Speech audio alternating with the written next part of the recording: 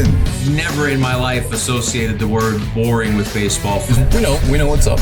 Me? Yeah. Famous? Yeah. And I'm like giddy over there smiling like, we're about to win this shit. Did everyone give you crap? Give me a good host story. I'm not picking it up. We both love the game. We talk about it every day. Getting on baseball. Having some popcorn, you're fooling around your phone. I'd have to wait in line for 3 hours. Hang on, because it's about to be a wild ride.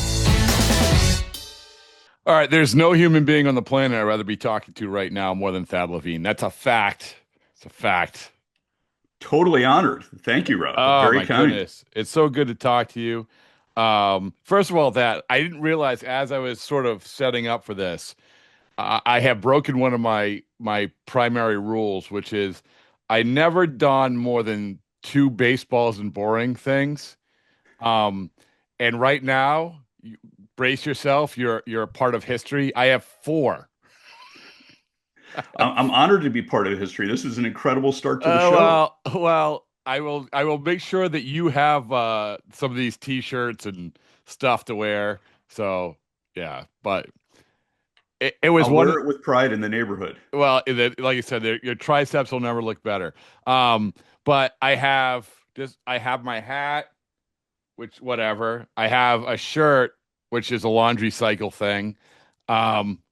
I always have my wristband, and then of course there's no way of getting around this, the baseballs and boring tattoo. So, that is a commitment to the program, Rob. Yeah. How do you? So the story is, and people listen know that I told Joe Kelly and I started this.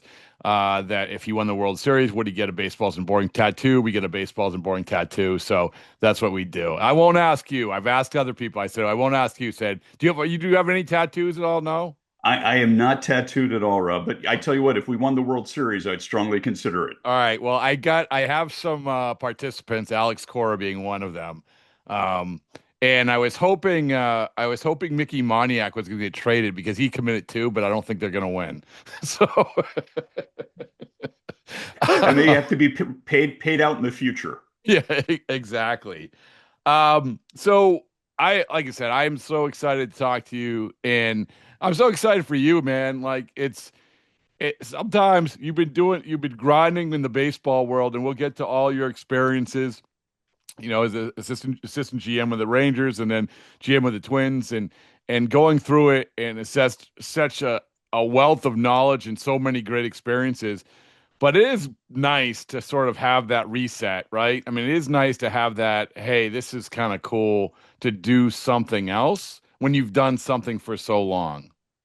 Rob, I think you nailed it. I was so fortunate, so blessed to work in baseball for 25 years. And more than that, just work with so many spectacular people who invested meaningfully in my growth and development and allowed me to do the same with them. So it was exceptionally fulfilling. Ended up winning a decent amount along the way, got to the World Series, never won the World Series. But in the last 18 years of my career, I think we went to the postseason 10 times, and it's just so exhilarating and thrilling. I think while you're in the game, you realize that you make some sacrifices a little bit along the way, and you try to balance family and professional as best you can. But I always viewed it, I was going to be the quality dad, not the quantity dad, because, we're not there for every dance recital. We're not there for every volleyball game. But when I was home, the beauty of it was you're so fully content. And so what I was trying to promote to my family was this notion that you can do something you love and love what you do. And that's what the game was for me. And then in an opportunity to step away this year, it's been massively fulfilling, honestly. I call it a sabbatical, not unemployment. I'm not sitting on my couch eating any Funyuns and watching Montel or anything like that. I've been man, we are of the same age. yes. I'm trying to act contemporary for your listeners here. It's been very, very active. And, one of the things in baseball is, while you're in it, you can't necessarily, pursue any of these hobbies. And so now I'm getting an opportunity to do some really fun things. I certainly have my eye on what could be available this offseason from a baseball job standpoint. But in the interim, I'm going to enjoy every minute of this time away from the game. Well, how much do you like podcasting? You're doing the Roster to Rings podcast. I mean, this is one of the things I've talked to so many people. I've had this conversation. One that jumps to mind is Adam Ottavino, who's doing his thing now. And it's just podcasting is great. And I think a lot of reasons great is because we can just talk, right? How many times and Thad, not this is your interview, your conversation, but I can't ever get past the conversation I had with Mookie Betts where he said made him a better listener, it made him a better communicator, because his mindset was always, I am going to take your question, answer it, and we're going to move on. Now you have to sort of, you don't have to, but you can have a conversation. How have you liked that so far? It's been massively rewarding. I give my wife a ton of credit. She was the one who inspired it. When I was trying to figure out what was next, she said, you have such a wealth of stories that you've accumulated over your career from interacting with so many wonderful people. What do you think about telling a few of them? And I kind of demurred a little bit and said, like, who would want to listen to this? And I started rattling a few off. And she said, I think a lot of people would actually like to listen to that. And so, I think that the genesis of Rosters to Rings was a little bit of so first of all, the name is just simply, we're going to cover you from opening day rosters to championship rings and everything in between. But I think part of the genesis of it was that when you're a general manager, due to ownership mandates, competitive reasons, league rules, I think you could only share about 40 to 50% of what you knew with the fans. And who am I to keep the other 50 to 60% to myself? So I figured on the show, I could share as much of the other 50 to 60% as I possibly could. So I'm working with other general managers right now. Ryan McDonough from the NBA. John Daniels has been my co-host the last couple of weeks. We're going to bring an NFL former GM on soon. And what we're trying to do is take fans behind the scenes, like, how are decisions made? What is the interaction with major league managers, head coaches, with owners? What does the draft room look like? What does the trade deadline scenario look like? And just try to take them behind the scenes as best we can and share all of those, intimate experiences that we've had, but we've had, kind of privately. Now we're going to try to make them a little bit more public, bring those fans inside those experiences, then also expose them to some of the people we've met along the way who are just exceptional people. As you know, Rob, sometimes they're big names with big stories, but sometimes it's the underdog. It's the unsung hero that people don't know about. We're trying to, present as many compelling stories because I view it that people revere professional athletes and coaches and managers, but I want them to also relate to them. These guys are eminently human. They have one exceptional talent. Some of these guys were, great multi-sport athletes, but for those of them who are, baseball players or basketball players first, they're exceptionally talented at that. The rest of it, they actually are very relatable. They have the same challenges and insecurities that the rest of us face. And the more we can humanize them, I think they become more than just revered. They become relatable. And that's what I'm hoping to provide for the fans and for the players alike. Well, a couple of things. Number one, one of the things I love is talking to people like yourself because I get fired up, I get inspired, and I mean it. Like you say, talking to people you don't expect to talk to, or maybe people you thought it was one way and they're another way. And there's so many examples of this when you do a podcast. I just sat down with Taylor Trammell the other day. I mean, this guy was like a top draft pick, and he is the preeminent example of, hey, this isn't a straight line thing. You have ups and downs and everything else. And then you have to change your mindset. You have to change who you are as a human being. So I would imagine there's a lot of that talk on the podcast, but you're scratching right where we itch, because when you say that there's 40% of the story, we just got through the trade deadline, and the trade deadline for reporters is exhausting, but it's a million times more exhausting for executives. And it's also exhausting for reporters, because you're trying to figure out what that, at least another piece of that 60% is. Like, and I would imagine, you can tell me this, how frustrating is for executives to hear the narratives leading up to it and then even the narratives after it, right? So Rob, my view of it always has been that the media has a job to do, and they have the reach to the fans much more so than any executive does. So I'm very respectful of the job you had to do when you were doing it, and like continue to do. Like, this is extremely difficult because you're trying to get sources, ask people to contribute, but also decipher what is a meaningful rumor versus what is something that you shouldn't spend time chasing on. Similarly with fans, like I'm here to hear the criticism. I view the criticism as a form of passion. The worst thing I think is that people don't care what you do at the deadline. I want the critique because it speaks to the passion that fans have, and we're trying to do the best we can to either do one of two things. I feel like every time you enter the trade deadline room, is we should be committed to winning today, which is to say we're going to actively try to improve this roster to improve our chances to win this division and ultimately win in the playoffs, or we should be building for the future and then we're selling. The times I always felt the most uncomfortable was when we kind of decided just to stand still and stand down. I kind of joke about it, but I don't want to win a prudence award for being the most prudent front office. I don't know what that award is, but I have no interest in winning it. It sounds like something that comes out of West Virginia or something, involves kissing a cousin or something. But I want to be taking active measures towards helping us today or helping us tomorrow. When you do those things, you're going to get critiqued. Like when you buy, everyone writes an article about whether you spent too much or if you got the right guy. And when you sell, usually the verdict comes a little bit later, but there's also comes with that, hey, you pulled the plug on this team and that means you didn't believe in them. So each of the avenues comes with critique. I think it's warranted. We should be held accountable to that. But I look at that nothing more than fans being extremely passionate about the team. Without that passion, we're not going to excel. So that's the heartbeat of the organization. We should always be attentive to that. Well, let me ask you this. So you talk about the gratification of being all in one way or the other. I'm with you. Like, let's not do we're going to do a little buy to buy. And like, let's not do that. That's not a recipe for disaster. But tell me if you think that trades are more difficult to make now because, and I'm going to give you two possible reasons if that's the case. Number one, more teams look at the players, the hidden gems similarly. Number two, there's too many front offices that lose sight of the ultimate goal is to win the World Series, and we got to win this trade by 80% instead of 51%.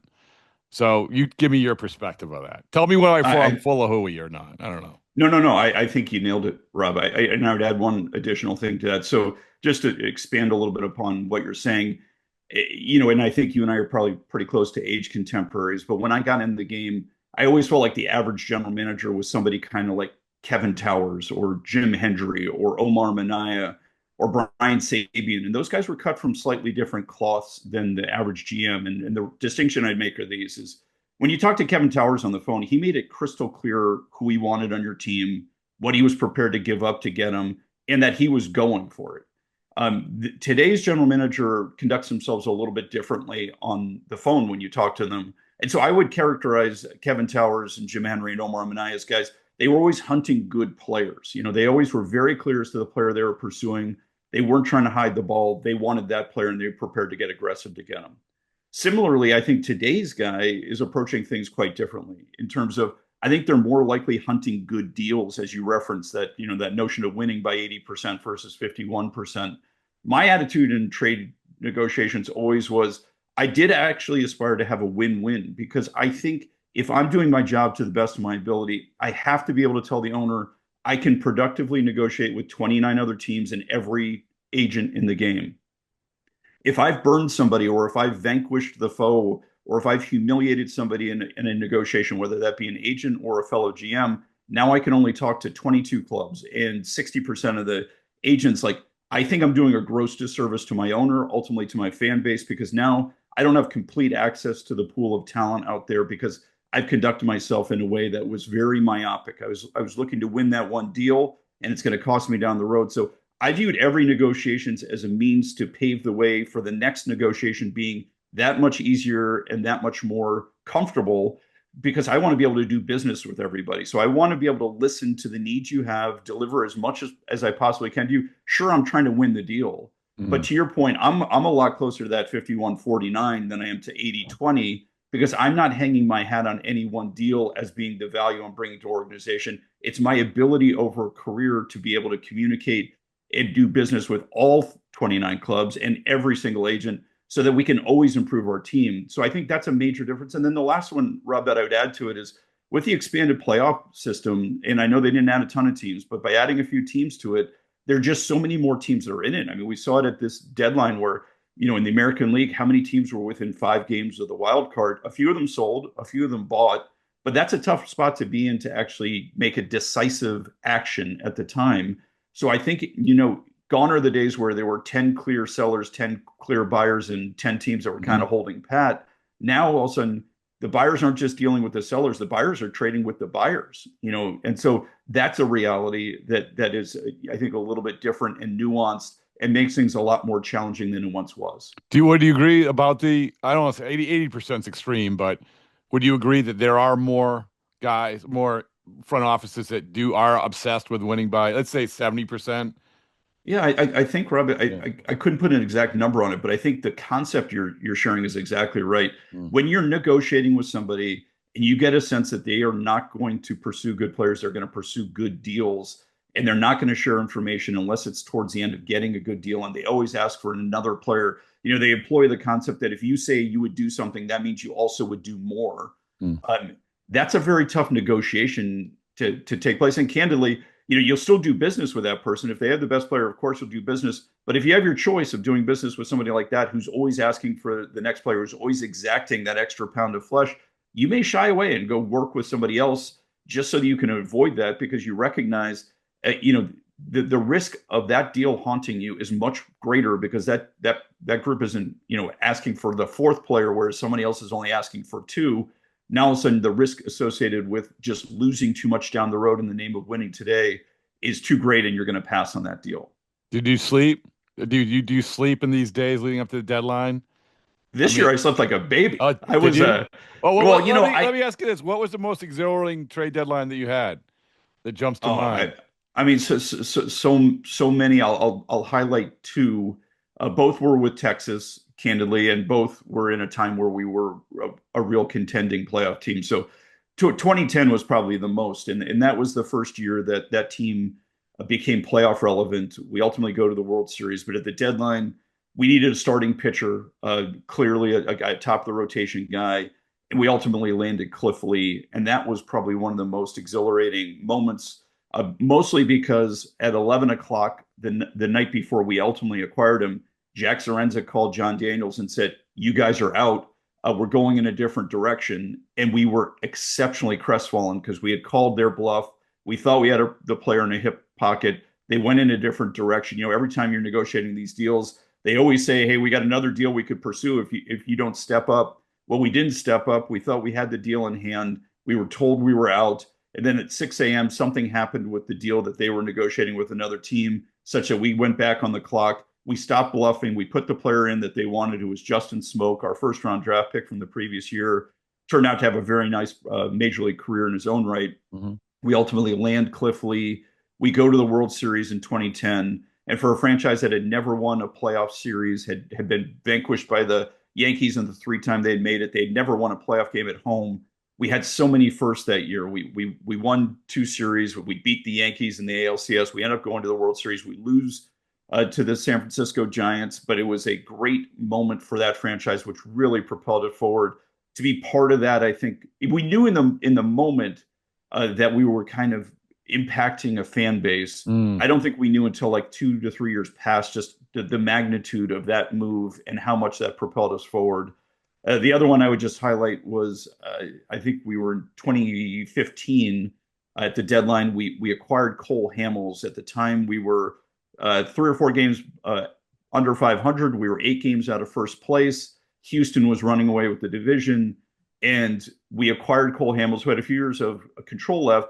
And at the press conference, all the media said, "Oh, so this is a move for the future." And John Daniels stood up in front of the whole room and said, No, we're going to win this division. We just got the piece to put us over the top." And literally, it was one of those, needles scratching on the record moments where everyone was like, "Oh my God, like he thinks we can actually win." And Rob, you can attest this as a former player. It's like, I think it actually sparked the clubhouse. They were like, "Oh my God, they actually believe in us." And they believe in us to the tune of we're 8 games out and they think we're going to win. We end up winning the division that year. And I'm not sure I've ever seen a singular move, impact a team as much as that move did, just because the team was playing well. We were better than 8 games out of first place. We were on a little bit of a run at that point. So there were signs that pointed to we had a sign of life, except for the fact that I think our playoff odds at that time were in the single digits. So all the pundits and all the people who were running models said we had no chance. JD thumbed his nose in the face of all those people, went out and got an exceptionally talented top of the rotation guy. We ultimately win the division, and it was that was another exceptional trade deadline. Great stories, man. And it reminds me also a big thing. And I think maybe and you can speak to this, some executives are better than the others. Reading the room is such a huge part of this, right? Like reading like what how desperate are these guys for help? What is it going to mean if they do get help? Maybe they're okay without help. Reading the room, that's a pretty big thing, I think, right? Well, and also, Rob, I would say reading the people you're negotiating with. I think baseball is all about talent evaluation, but I think what fans are most used to us talking about when we say talent evaluation is going to like pref out 3 college shortstops and ranking them 1, 2, and 3. Well, our jobs are to actually, pref out all the general managers and all the chief negotiators and understand what their tendencies are. So, when somebody says, "Oh, there's no way we're going to get to a deal," like maybe there is a way to get to a deal, or maybe a guy is more of a texter than a caller, or somebody you have to stay on top of. And, just when they say no is when you have to dig your heels in. So I think knowing your opposition, having scouting reports and all these guys really facilitates these negotiations. But absolutely, Rob. I mean, I've been on both ends of it. Times where we've sold.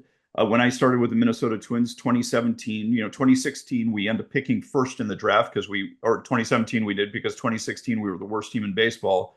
2017 at the deadline, we were kind of like fair to Midland. We ended up selling. It sparked the team to perform, saying like, "Hey, if you don't believe in us, we believe in us." Mm-hmm. And so that was an odd motivator. We ended up going to the playoffs that year and losing in the wild card to the Yankees. But that was a team that was certainly not projected to make it into the playoffs. And then you have on the other side of the spectrum, JD sparking the team in 2015. So I do think the ability to communicate and accelerate culture in the clubhouse is very, very, it's a nuanced thing, but it's an art form for the best general managers I've worked with. You could do it one of two ways. You can either be, the devil on the shoulder or the angel on the shoulder. I've seen both work. I prefer the angel on the shoulder. Let's go get a great player, and then hopefully he carries us far in the playoffs. By the way, was it 2010? Was that you guys made a run at Beckett? Is that what that was? That one? So yeah, Beckett was actually before that. We had that was our first year together, off season 2005. That was a huge this was I remember this one. Yeah, this was that you thought you had a deal, you slept on it, right? The yes. Mike Lowell Beckett deal. Yeah. Yes. And this was a great lesson to learn and talk about scouting reports on opposing general managers. Larry Beinfest was running the Marlins at the time. He made us a proposal, and basically, I think all the players are retired now, so I can talk about them. But Lowell and Beckett for Hank Blaylock and Thomas Diamond or John Danks, their choice of those two pitchers. We slept on it. We came back to him and said, "Hey, listen, we made one slight tweak to the deal." And he said, "Oh, you misread that. That was the deal we were prepared to do. We're going to trade him to the Red Sox." And it hung up on us. And we were like, "Oh my God, that was devastating," because, Beckett is a Texan. He would have been a perfect fit for that team. We kind of had already gotten sign off from ownership that we could do the deal. We tried to, tweak it a little bit. And don't get me wrong, we weren't being, gratuitous there. Like most teams don't think that the offer is the only deal that the other team would make. So it was very natural to make a counter proposal. In this case, it wasn't appropriate. We lost the player and we learned a big lesson. It's a great story. And like, again, it's the reading, it comes back to reading the room. And so one thing I want to ask is, obviously you've been with Derek for the last few years, Derek Falvey, the Twins, and what they did in this deadline was a lot. Yeah. And I mean, so this is sort of the dynamic I would love for you to bring us behind the scenes, where how does this happen? I don't forget how many trades they made, but there was a lot of trades. And there's a lot of moving parts, including, by the way, a very complicated thing with something that's going to impact the business of the franchise in Carlos Correa.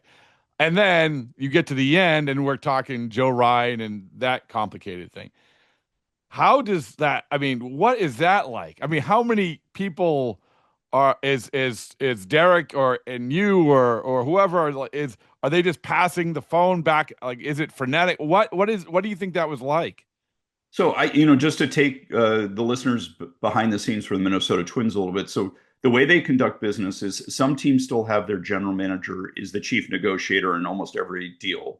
The Twins don't operate that way. So they have 3 or 4 guys who negotiate. So each of them has, let's just say, 6 to 8 teams that they're managing.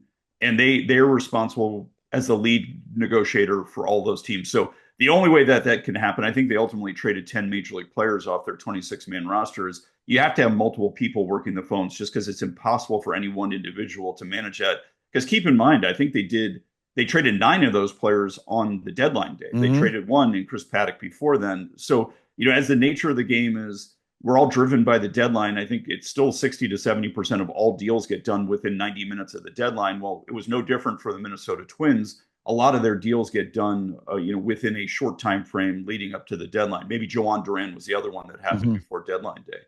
So I think what's transpiring there is, I give them credit. Here are the facts: is that the Minnesota Twins were picked to win their division in 2023, 24, and 25.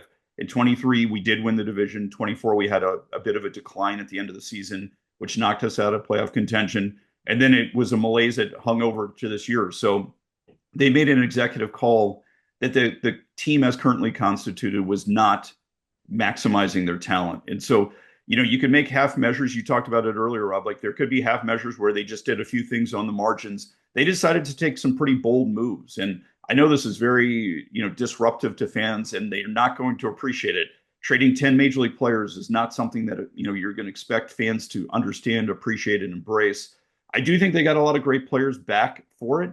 But in order to pull all that off, you've got to have multiple people engaged in the process. You have to have ownership in lockstep with what you're doing.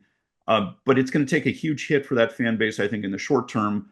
How it plays out in the near and future will depend on how much of that money they just saved that they reinvest in the team, how much of that prospect capital that they just acquired they may use to trade to improve their team this offseason. So I think the jury's still out. What they do this offseason will dictate in large regard how fans should feel about the 2025 trade deadline. I would imagine, like you said, it's great perspective because, again, we're looking to set the scene. But I imagine the Correa thing is sort of trumps everything because not because it's necessarily Carlos Correa, but because for where they're at, this is the business-wise, this is a huge, huge deal. And if there is a possibility of this making this work, with all due respect to the other deals, this one has to be locked down more than any other one, right? I think you can't miss the opportunity for them right now to trade Carlos. And I just want to take a step back and share with the listeners my perspective on the value of the Carlos Correa signing, which is, I think before the Twins signed Carlos Correa, there was just this general sentiment in the fan base that they weren't entitled to pursue the best free agents on the market, or, also known as the ones who demand the highest salary, but rather that they were, dealing with second tier on down. And that's not a shot at the players they've signed in the past. That just was kind of a reality of the mindset. So I think the fact that ownership supported us in signing Carlos Correa, almost regardless of how he performed, was a watershed moment for the franchise because it really illuminated to the fan base, they're entitled to pursue the best players on the market, and they can land them. They can entice them and recruit them to come to Minnesota.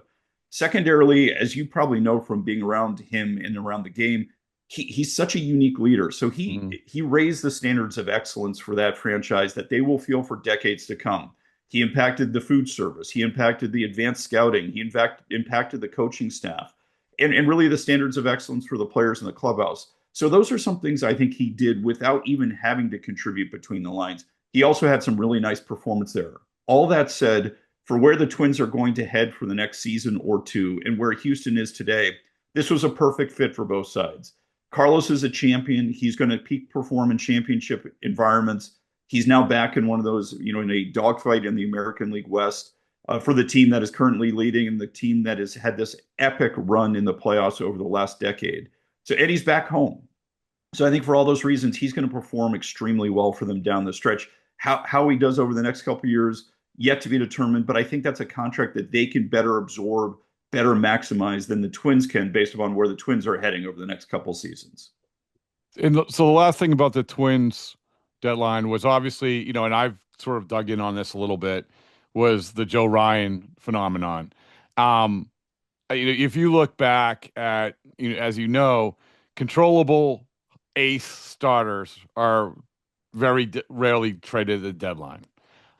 You go back to the examples I give that are 2 years ago, Dylan Cease, the White Sox asked for the moon.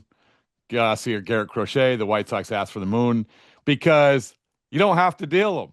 Like and you tell me if I'm wrong, but I would imagine you can sit there and say, all right, how desperate do you want? Because you're playing on desperation at this time of year, right? in the offseason, maybe not so much. You can get free agents, you can whatever, but you're playing on desperation. So, okay, even though we have 2 more years after this year, how desperate do you want to get? And you just keep, all right, let's see. Like, again, am I misrepresenting this? Not at all. Not at all, Rob. And I would just say, I think general rule of thumb is it's good to trade relievers at the deadline. It's good to trade starters in the offseason. And the reason being, I think teams have an artificial, irrational desire to shore up their back end of their bullpen because they look at it and say, Jesus, we're a great team, but for these gut-wrenching losses late in the game, and or this notion now that we have, which is starters are only going to go 2 times through the rotation in the playoffs, or through the lineup rather, in the playoffs, and then we're going to shorten the game. And so we saw teams get extremely aggressive. San Diego, the Mets, the Yankees, the Phillies, and others who really loaded up their bullpen. So you want to take your relievers to market at the deadline. It's starters, in contrast, guys like Joe Ryan and Garrett Crochet, as you mentioned, and Dylan Cease, those are players all 29 clubs want to have, not just the 3 or 4 that really need starters and may do something irrational. You want to take those guys to market where you can genuinely have meaningful conversations with possibly all 29 clubs. Joe Ryan fits with everybody. Garrett Crochet fits with everybody. Now you want to line up with the teams that have the best farm systems and determine is now the right time to do it, and can you exact the return that you think will warrant making those moves. But the last thing you want to do is be fishing off a pier where there are only 3 or 4 teams that have a line in the water. You want to be able to expand that to when everybody can step up and express their level of interest in a player of that caliber. And you weren't surprised when Joe Ryan wasn't traded. I was not surprised, and I also would look at it, Rob, and say they still have Joe Ryan and Pablo Lopez. They still have Byron Buxton and Ryan Jeffers and Wallner and Lee and Larnick and a bunch of guys. Like, they still have the backbone of a very intriguing team. They brought in a lot of talent this trade deadline, some of whom will matriculate to the big leagues, I assume, before the end of the season. They may not be that far away from contending in what is still a division of kind of flux right now. There isn't a behemoth in the American League Central. I know that the Tigers are running away with the division this year, but I think from a talent standpoint, there isn't as huge a gap, and they could make moves. So will they still be open for business this offseason? Yet to be determined. But I think if they stopped here and started adding back, you may find that their team is not that far away. Joe Ryan's with them through 2027 as currently constituted. They're not going to be in a rush to trade him. They're still going to have to be significantly compelled to act if they ultimately go down that route. We should also congratulate you guys for getting Joe Ryan. I mean, this is another part of it, right? Let's not forget that. I mean, it's not just a, hey, yeah, it's easy to get Joe Ryan now. Like, I evaluate him, but you guys, congratulations. So. Well, and that was a deal that should have also worked for both teams. We traded Nelson Cruz to the Tampa Bay Rays at the time, a player that really fit, I think, very well with what they were trying to do, both in terms of being a huge presence hitting 3rd or 4th in the order, but also talk about a culture guy. This guy is a standards of excellence deluxe guy. He raises the whole room up. And, keep in mind that Tampa team had a huge Latin presence and some young Latin players. And so to bring in a leader of that caliber who could communicate both with Latin players and with the Americans, I think was, they were investing in the now and the future in that deal, even though they only had Nelly for the rest of the year. He didn't perform as well as he probably would have liked. Also, as you know, Tampa, if it's not battened down, they'll talk about trading it. They had a ton of pitching prospects. We were able to pry Joe Ryan loose, and he's ended up being a tremendous Minnesota Twin. Before I forget, does Josh Byrne still hold the Haverford home run record? I think maybe that has been in jeopardy recently, but he was my mentor. He got me in the game. I'll never say anything negative about Josh. So in my mind, he's still the home run leader of the Haverford Black Squirrels. All right. Well, if it's changed in the Wikipedia page, we'll change it back. So there you go. Well, listen to that. You've been like super generous with your time. If there's anything we can ever do for you, just let us know. Besides obviously giving you a tidal wave of T-shirts. But I'm super happy. You can tell the enthusiasm and the knowledge and the perspective and the entertainment and all of it. That's why your podcast is good. That's why whatever you do is going to be awesome. So I really appreciate it, man. Well, and Rob, likewise, I feel like you and I have crossed paths a number of times. I've really enjoyed spending a little extra time talking to you here, but players always talk about you with tremendous regard, that your ability to communicate, connect, and like understand what they're going through and empathize, I think has always been your calling card. It shows in this show. It shows in everything you've done when you've touched and felt players and coaching staffs. Your perspective transcends just that of journalism. And I think you share that with your audience and the fan base. And it's really a gift to baseball. Well, I appreciate it. We're all human beings. We're all yes, human beings. Amen. And we're covering human beings and working with human beings. Yeah. The more we can humanize them, all the better. Awesome. Thanks so much. My pleasure, Rob.